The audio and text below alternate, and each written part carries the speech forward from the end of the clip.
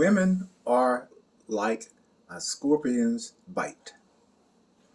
Hello, everyone. This is another edition of the Gabby Mac Project. Mucho gusto. As always, let me salute all veterans, active duty service members, firefighters, policemen, and women. You know, the one who keep us safe in this country free every day. I will always have your back. But comrades, help a brother out. Subscribe to this channel. It would be much appreciated. Okay, now, with that out of the way. Now, I think most of us have heard the story about the scorpion and the frog. Now, I'm going to give a more condensed version about it. Okay? Now, one day, the scorpion was walking around the mountain where he lived, but he was bored and he decided he needed a change. So he set out on a journey through the forest and hills. He climbed over rocks and under vines and kept going until he reached the river. Now, see, the river was wide and swift, and the scorpion stopped, took a look to reconsider the situation, but he couldn't see any way across. He ran upriver, then he ran downriver, all the while thinking that he just might have to settle for where he's at. But suddenly he saw a frog sitting across the river, so he decided to ask the frog for help getting him across. "Hello, Mr. Frog," he yelled. "Would you be so kind as to give me a ride on your back across the river?" "Well, now, Mr. Scorpion, how do I know that if I try to help you, you won't try to kill me?" asked the frog. "Because if I tried to kill you, then I would die too, because I can't swim." Now, this seemed like a logical thing to the frog, and he said, "But what about if when I get close to the bank, you could still try to kill me and get back to shore?" "This is true," agreed the frog, "but then I wouldn't be able to get to the other side of the river." The frog thought about it, and eventually he said, "Okay," and he swam across to pick up the scorpion. The scorpion got on his back, and they were headed across the river. But halfway across, the frog felt a sharp sting in his back, and out the corner of his eye, he saw the scorpion remove his stinger from his back. "You fool," cried the frog, "now we shall both die." "Why on earth did you do that?" The scorpion did a little dance and shrugged and said, "I couldn't help it. It's my nature." The moral of the story is that sometimes we can't stop ourselves from expressing our true base nature, even if doing so will hurt ourselves as well as the other person. And you know, this parable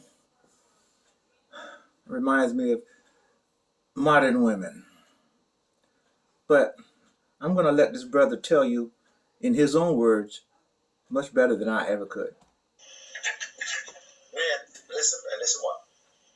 You know, when you were pursuing that fine young thing, she would do just about anything to please you. The conversations are deep, and the sex is out of this world. The plot begins. You aren't dealing with a dummy. She gets to know all your weak points, and if she's a long-term girlfriend, she really knows you. Before you know it, you go falling in love, and really all you are is pussy whip.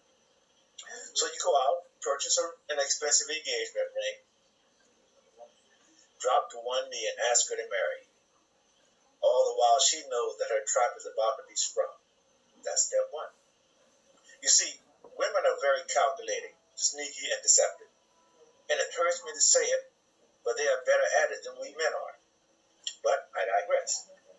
You see, this pretty young thing sitting across from you, well, you have to really take a good close look at her.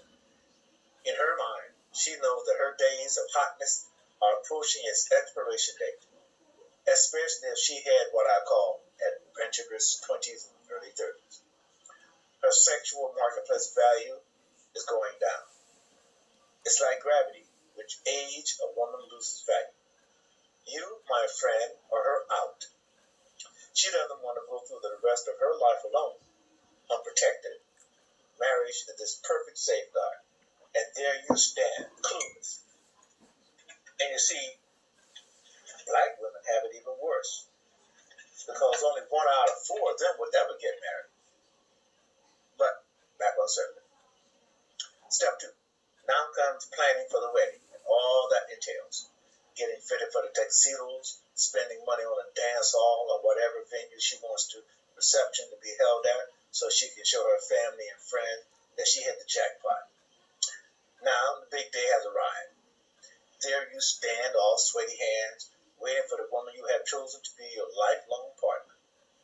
Now here she comes down the aisle, all smiles and looking like $1 million. But the smile doesn't really reveal her innermost thoughts. I got it. So there you go, and put that damn wedding ring on her finger and ride off into the sunset on your honeymoon. You have just become her bitch, but you're all blissful and all is well with the world. All right.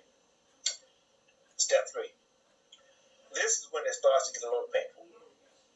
You see, the fairy tale is about to have a twisted ending. This is where the third ring comes into view. The eternal sulfur ring. I say again, sulfur ring. The 3-legged stool is complete. But you say, Gary, man, tell me more of the story. Okay, if you insist, but I have to warn you, it isn't pretty. Now, you see and remember that pretty young Google-eyed woman you married 2 years ago? Now, she drops that nice girl persona, becomes a controlling, nagging, and unpleasant person she truly is. Now, some husbands will wilt under pressure and become wimps. I bet you know some of them. You know, the guy that you remember being assertive and bold before he got married. You ask yourself, what happened? Well, this guy will do just about anything to keep the wife happy. These types of guys would rather suffer in silence rather than call it a day. Divorce? No way. Although they get battered and bruised emotionally, these guys know what a divorce will do. It's preordained. The stats show that women get custody 80% of the time, and on top of that, you get to pay child support as an incentive, so she will allow you to see your children. What a deal. The wild horse has been groomed. The sulfur ring.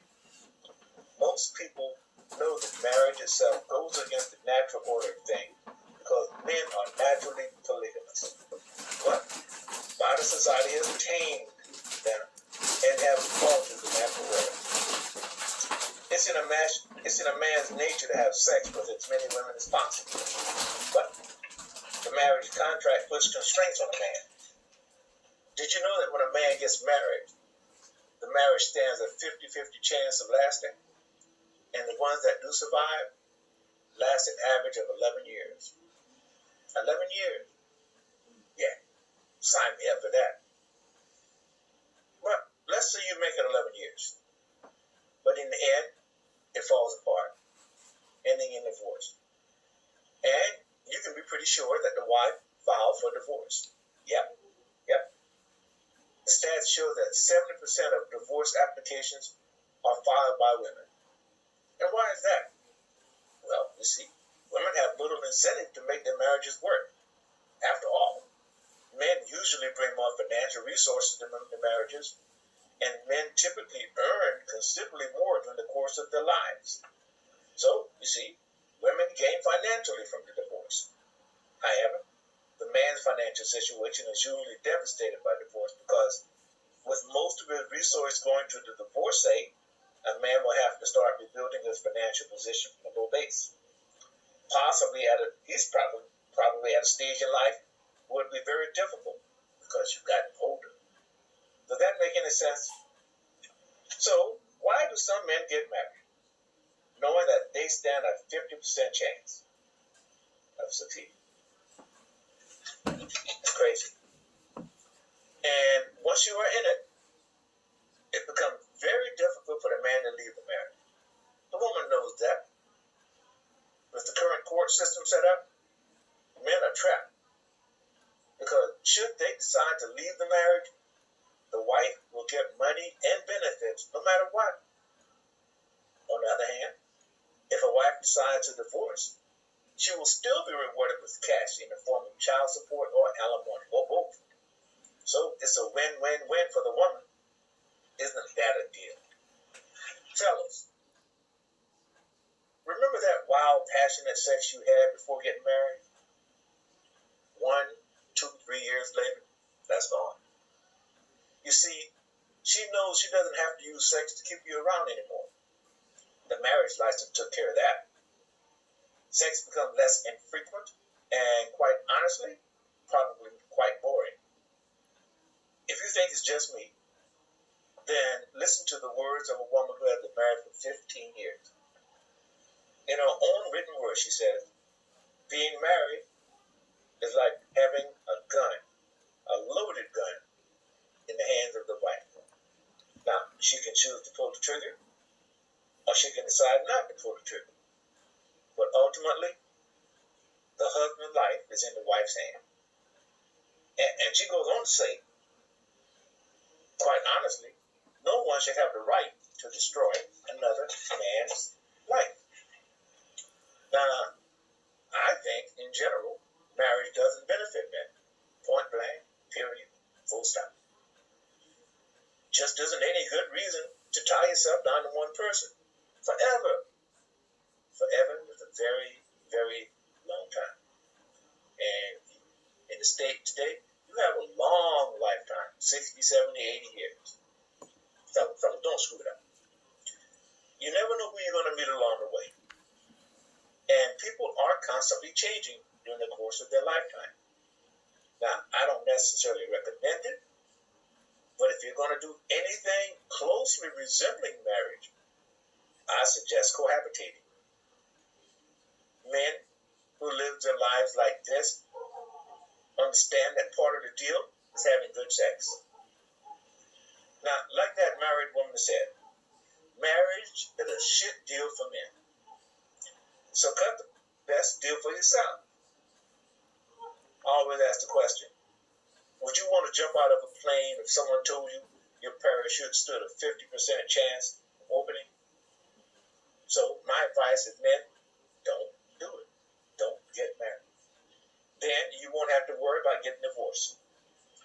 And when you remove that from the equation, you won't suffer any of the grave consequences of divorce. Here's Gabby Max 25 cents. Stay single, enjoy your life, keep your resources for yourself. Gabby Max.